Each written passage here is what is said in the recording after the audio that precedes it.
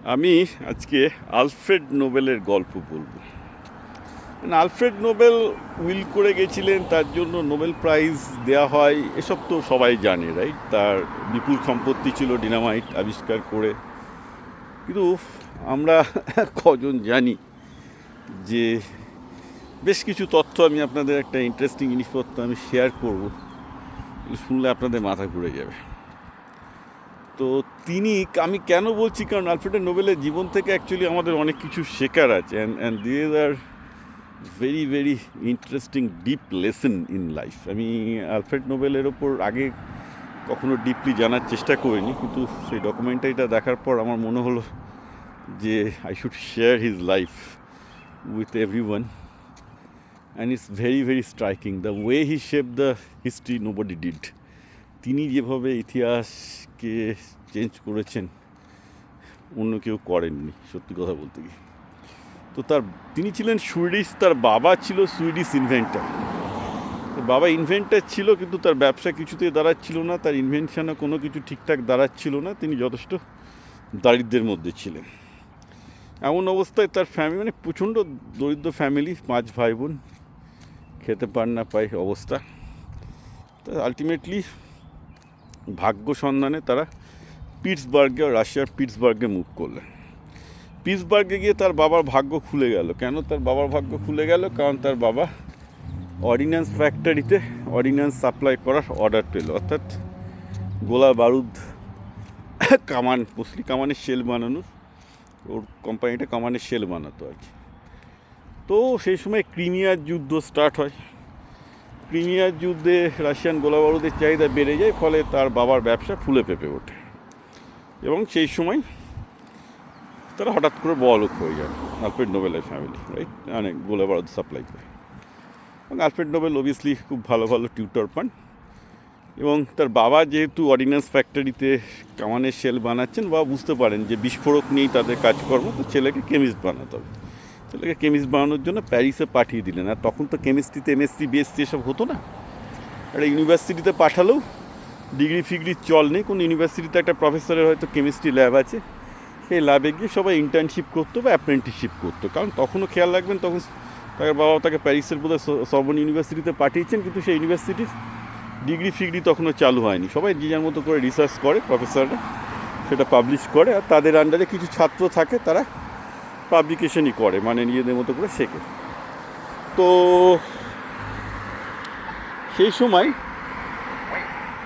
Alfred Nobel প্যারিসে যার কাছে কাজ শিখছেন বলা চলে, যে প্রফেসর বা রিসার্চার যাই বলুন না কেন, তখন তো সব পিএইচডি এসব হয়নি, তিনি নাইট্রোগ্লিসারিন প্রথম তৈরি করেছিলেন। নাইট্রোগ্লিসারিন কিন্তু আলফ্রেড নোবেলের আবিষ্কার না, নাইট্রোগ্লিসারিন তার প্রফেসরের আবিষ্কার। কিন্তু নাইট্রোগ্লিসারিন খুব আনস্টেবল। নাইট্রোগ্লিসারিন বিস্ফোরক হিসাবে তখন লোকে সবে ইউজ করা শুরু করেছে, কিন্তু প্রচুর লোকজন মারা যাচ্ছে, কারণ নাইট্রোগ্লিসারিন ট্রান্সপোর্ট করা খুব সমস্যার ব্যাপার। আবার at the same time nitroglycerine কিন্তু প্রচণ্ড চাহিদাতেও আছে, কারণ নাইট্রোগ্লিসারিনের এক্সপ্লোসিভ পাওয়ার বারুদের থেকে প্রায় 10 গুণ ব্ল্যাক পাউডারের থেকে, কিন্তু কন্ট্রোলড এক্সপ্লোশন করা খুব মুশকিল আর কি। এই হচ্ছে সমস্যা। তো প্রথম দিন থেকেই উনি জীবনে একটাই প্রবলেম সলভ করার চেষ্টা করেছেন, যে কী করে নাইট্রোগ্লিসারিনে কন্ট্রোলড এক্সপ্লোশন করা যায়, যেটা মেকানিক্যাল কেমিক্যাল চেঞ্জ করে সব কিছু করে জাগে। তো প্রথম কী হলো ব্যাপারটা, যেটা করতে গিয়ে কিন্তু খুব রিস্কি ব্যাপার, নাইট্রোগ্লিসারিন হ্যান্ডেল করা খুব মুশকিল ব্যাপার, কারণ নাইট্রোগ্লিসারিন এত আনস্টেবল, যখন তখন এক্সপ্লোশন ঘটে অ্যাকচুয়ালি বোম হিসাবে। তো জাগে, তো এই সময় উনি একটা ফার্স্ট ওনার যে প্যাটেন্টটা নেন ডিনামাইটের ওপর, ডিনামাইটের যেটাকে প্রিকারসার বলতে পারেন, তখনও ডিনামাইট হয়নি, উনি একটা কন্ট্রোলড ক্যাপ তৈরি করেন, যে এক্সপ্লোশন হবে না, বরং আগুন দিয়ে তুমি এক্সপ্লোশনটা করতে পারবে। It was not a perfect solution, but উনি প্রথমে একটা সেফটি ক্যাপ তৈরি করেন, কারণ উনি দেখেন যে যদি এক্সপ্লোশন হতে যায় তাহলে তো অক্সিজেন লাগে, অক্সিজেনটাকে অ্যাকচুয়ালি আটকে দিলে আর এক্সপ্লোশনটা হবে না। সেইটা একটা ছোটোখাটো করেন, কিন্তু that was not a perfect solution, কারণ নাইট্রোগ্লিসারিন স্টিল ট্রান্সফার করা, বসিয়ে এক্সপোর্ট করা খুব মুশকিলই ছিল। মিনওয়াইল একটা ঘটনা ঘটে, ক্রিমিয়ার যুদ্ধ শেষ হয়ে যায়। ক্রিমিয়ার যুদ্ধ শেষ হতে গেছে, এদিকে তাদের বাবার ইনকাম কমে গেছে, কিন্তু তাদের ঠাটবাট সেই বলক ফ্যামিলির মতো বিশাল ইনকাম তখনও সেইভাবে চালাচ্ছেন, ফলে তার বাবা সবসময় ব্যাংক্রাফ্ট হয়ে গেলেন। তখন তার বাবা পিটসবার্গের পার্ট চুকিয়ে দিলেন, আবার ব্যাংক্রাফ্ট হয়ে সুইডেনে ফিরলেন। এবার বাবা ছেলে মিলে ছেলের আবিষ্কারের ওপর বেস করে ডিনামাইট বানানোর ফার্স্ট জেনারেশন ডিনামাইট বানানোর কাজ শুরু হয়। এবং মোটামুটি তারা প্রথম দিকে কিছু ফার্স্ট জেনারেশন ডিনামাইট তৈরি করেন, যেটা কিন্তু খুব একটা সেফ ছিল না বাই দ্য ওয়ে। তো তাদের ব্যবসা মোটামুটি আবার ফুলে ফেপে ওঠার দিকে যায়, মানে অন্তত মাইনিংয়ে তাদের ইউজ আবার বাড়তে থাকে, কিন্তু still it was not a best solution to say. এর মধ্যে একটা ভীষণ বাজে ঘটনা ঘটে। আমি আবার বলেছি যে তখনও তিনি ডিনামাইটের ফুল সলিউশন তিনি বার করতে পারেননি, এবং বাপ ছেলের কোম্পানিতে বাকি তার আরও দুই ভাই ছিল, তোমরা একজন কাজ করত। হঠাৎ কারখানা বিস্ফোরণে সে মারা যায়। ফলে তাকে সুইডেনের থেকে তাদের কোম্পানিকে ব্যান করা হয় এবং তাদেরকে স্টকহোম থেকে তাড়িয়ে দেওয়া হয়। এবং তিনি ডিনামাইট আবিষ্কার করতে শেষ পর্যন্ত নদীর ধারে বোট ভাড়া নেন, যাতে কোনো লোকালয়ে তাকে কেউ আসতে দিচ্ছিল না। পরবর্তীকালে অবশ্য তিনি দূরে গ্রামে একটা ফ্যাক্টরি তৈরি করবেন, যাতে সেফটি ইয়েটা বজায় থাকে। ইয়েস, গান থ্রু। এবং সবচেয়ে বড় কথা হচ্ছে যেটা ওনার পুরো এর মধ্যে আপনি বুঝতে পারবেন যে কোনো মুহূর্তে উনি কিন্তু মারা যেতে পারতেন। এক্সপ্লোসিভ নিয়ে কাজ করা, বিশেষ করে নাইট্রোগ্লিসারিনের মতো একটা আনস্টেবল লিকুইড কম্পাউন্ড নিয়ে কাজ করা was very dangerous. Any given day he would have died. ভাই মারা গেছিল, রাইট? এক্সপ্লোশন যে কোনো সময় হতে পারত। এইটা করতে করতেই তিনি একটা বড়, এবং বাই দ্য ওয়ে তার বাবা এর মধ্যে মারা যান, কারণ ছেলের শোক তিনি ভুলতে পারেননি। তো হি ডাইড। তো এর মধ্যে দুটো ঘটনা তার জীবনে বড় ঘটে গেল। একটা হলো কি, উনি এর মধ্যে হঠাৎ করে একটা স্পেশাল স্যান্ডি রক বার করলেন, যেটার মধ্যে নাইট্রোগ্লিসারিনকে দিলে যেটা নাইট্রোগ্লিসারিন ভালো অ্যাবজর্ব করতো, এবং তার সাথে সেফটি ক্যাপের কনসেপ্টটা তো তার ছিল, যেটা দিয়ে প্রথম তিনি স্টিকি ডিনামাইট বানাতে সক্ষম হলেন, যেখানে নাইট্রোগ্লিসারিন প্রথম স্টেবল হলো। স্টেবল ইন দ্য সেন্স যে নাইট্রোগ্লিসারিনের এই স্টিক ফর্মে যেভাবে ডিনামাইটটা এখন ট্রান্সফার করায় আর কোনো সমস্যা রইল না, এবং নাইট্রোগ্লিসারিন এক্সপোর্ট হওয়া শুরু হলো। আচ্ছা, এইটা শুরু হতেই অ্যাকচুয়ালি ফ্র্যাঙ্কো প্রাশিয়ান ওয়ার শুরু হয়ে যায়, অর্থাৎ রাশিয়া এবং ফ্রান্সের মধ্যে যে যুদ্ধ শুরু হয়, সেখানে ডিনামাইটের ব্যাপক চাহিদা হয়ে যায়। কারণ কি, মাইন থেকে শুরু করে মানে বীজ ওদানো হ্যান ওয়ানো তো ওঠে। তো হঠাৎ করে তিনি বড়লোক হয়ে গেলেন, 14টা পেটেন্ট ফাইল করলেন। যদি উনি সারা জীবনে প্রায় 350টা প্যাটেন্ট ফাইল করবেন এই ডিনামাইটের উপর। আমেরিকায় আসবেন, এসে আমেরিকার সমস্ত মাইনগুলোতে করবেন। এখানে ডাও কেমিক্যালসের সাথে তার চুক্তি হয়। ডাও কেমিক্যালস তাকে নাইট্রোগ্লিসারিন সাপ্লাই দিতে শুরু করে, এবং আমেরিকাতেও বোধহয় তিনি 3টে ফ্যাক্টরি, গোটা মোস্ট লাইকলি তার পৃথিবীর সমস্ত মিলিয়ে প্রায় 14টা ফ্যাক্টরি ছিল সমস্ত দেশে। এবং তিনি পরবর্তীকালে বোফোর্স কামান, সুইডেনের যে বোফোর্স কামানের ফ্যাক্টরি, সেটাও তিনি কিনে নেন। So essentially he become a merchant of death. আচ্ছা, এই লোকটা কিন্তু কেন নোবেল প্রাইজ স্টার্ট করেছিল সেটা বলা দরকার। তো এটা হয়েছে কি, এরকম ব্যাক ইন 1987 ওনার লাস্ট ভাইটা মারা যায়। আরেকটা ভাই তো আগেই বলেছিলাম এক্সপ্লোশনে মারা গেছিল। এই ভাই মারা যাওয়ার সময় প্যারিসে এক সংবাদপত্র ভুল করে ভেবেছিল যে অ্যাকচুয়ালি আলফ্রেড নোবেল মারা গেছে। তো বলে আলফ্রেড নোবেল মারা গেছে, তার অবিচুয়ারি পাবলিশ করেছে, আর অবিচুয়ারিতে লিখেছে মার্চেন্ট অফ ডেথ। আর সেই নিউজ পেপারটা এসছে গিয়ে আলফ্রেড নোবেলের কাছে। নোবেল ভাবলো, আরে ভাই, আমি তো মানুষের জন্য তো এটা তো কারোর, তো আমি তো আর মানে যুদ্ধের জন্য এটা তৈরি করিনি, আমি তো করেছিলাম মাইনিংয়ের জন্য। কারণ মাইনিংয়ে প্রচুর লোক মারা যেত। Eventually actually has done a great job, saved A lot of people in mining. কারণ আজ ডিনামাইট ছাড়া অনেক রাস্তার থেকে শুরু করে মানে খনন কার্য, খনি, এসব সম্ভবই ছিল না। বলে আমি তো একটা ভালো কাজ করলাম, আর আমাকে একটা মার্চেন্ট অফ ডেথ বানিয়ে দিল। উনি ভাবতে থাকেন যে এইভাবে আমাকে পৃথিবীর লোক মনে রাখবে, মার্চেন্ট অফ ডেথ, যে আমি কিনা মৃত্যুর ব্যবসায়ী। তো তখনই তিনি অ্যাকচুয়ালি এই নোবেল প্রাইজের কথা চিন্তা করবেন। তার 30 মিলিয়ন ক্রোনার, বর্তমান যুগের যার দাম $250 মিলিয়ন কাছাকাছি, সেটা উইল করবেন, উইল করে দিয়ে যাবেন, এবং দিয়ে যাবেন সেটা সুইডিশ রয়্যাল একাডেমিকে, যে যারা এই 5টা প্রাইজ ইনক্লুডিং পিস প্রাইজ দেবে, রাইট? আর এখানে একটা ইন্টারেস্টিং ব্যাপার আছে, তার কোনো ছেলে মেয়ে ছিল না। তার কোনো নোবেলের কোনো ছেলে মেয়ে ছিল না।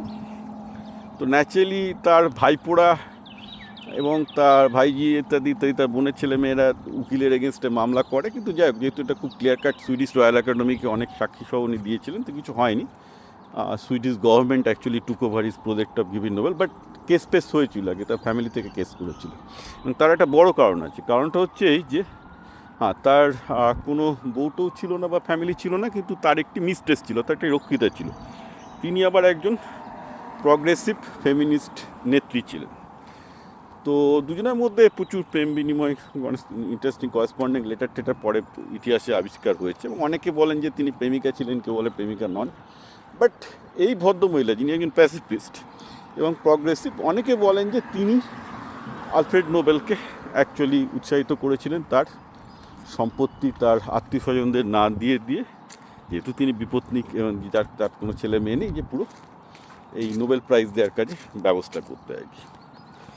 তা আপনি বলবেন যে এইটুকু গল্প তো আমরা জানি, কিন্তু আমি এরপর যে গল্পটা বলবো সেই গল্পটা আপনারা জানেন না। সেটা হচ্ছে এই যে খুব আনকোরিলেটেড একটা আউটকাম অফ ডিনামাইট হচ্ছে যে আজকে আপনারা যে দেখছেন এই যে কমিউনিস্ট বিপ্লবীদের কথা বা বিভিন্ন রকম যে বিপ্লবী কথাটা আপনারা শুনেছেন, যে যারা বোমা বেঁধে সরকারকে উড়িয়ে দিতে চাইতো, and that started in 1870s and it's thanks to this stable dynamite.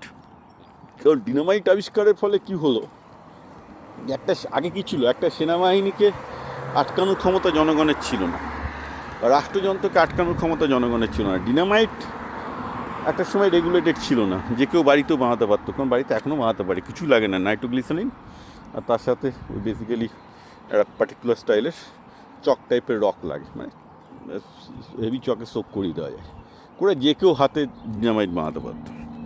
প্রচুর বিপ্লবীরা ডিনামাইট বানানোর ক্ষমতা পেয়ে গেল, এবং এই ডিনামাইট বানানোর ফলে ইউরোপে একের পর এক হত্যাযজ্ঞ শুরু হলো। নাহিলিস্ট, এখান থেকে নাহিলিজমের উৎপত্তি, যারা বিপ্লবী বলে তখনকার দিনে ক্লেম করছে, অ্যানার্কিস্ট বিপ্লবী বলে। এর মধ্যে মার্কসিস্ট বিপ্লবী, এরা সবাই হরেক রকমের বামপন্থী আর কি, যারা শাসন ব্যবস্থা পছন্দ করছে না, হ্যাজবার্গ এম্পায়ারকে পছন্দ করছে না, রাষ্ট্রের বিরুদ্ধে করছে। হঠাৎ করে the world become a very violent place. In fact the পৃথিবীর হিস্ট্রি 1870 থেকে ইট বিকাম ভেরি ভায়োলেন্ট। আমরা যে ইতিহাসটা পড়ি না, যে আজকে আমরা যেটা দেখছি মার্কসিজমের রমরমা বা কমিউনিস্ট বিপ্লবীরা কিন্তু তখন থেকেই দানা বাজছে।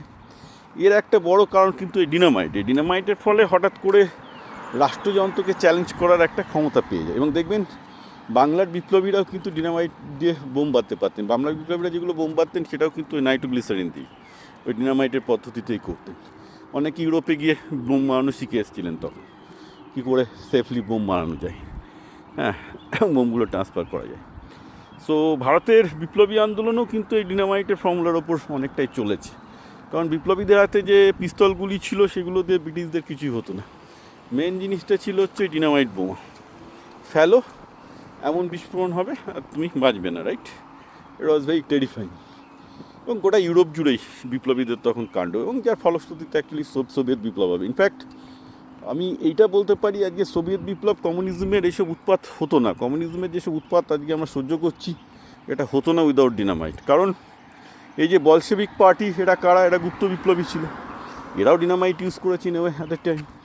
এবং ওই ডিনামাইটের ফর্মুলাটা না থাকলে রাষ্ট্রযন্ত্রকে একটা বন্দুক বা রিভলভার দিয়ে চ্যালেঞ্জ করার মতো ক্ষমতা রেড আর্মি ব্যাদের ছিল না। ঠিক আছে, তো পুরো যে বিপ্লবী কালচারটা শুরু হয়, যে না বিপ্লব করেও সশস্ত্র পথেও উচ্ছেদ সম্ভব, রাষ্ট্রযন্ত্র উচ্ছেদ সম্ভব, খুন করা সম্ভব, সম্ভব, এটাগুলো হচ্ছে কিন্তু ডিনামাইটের আবিষ্কারের ফলে।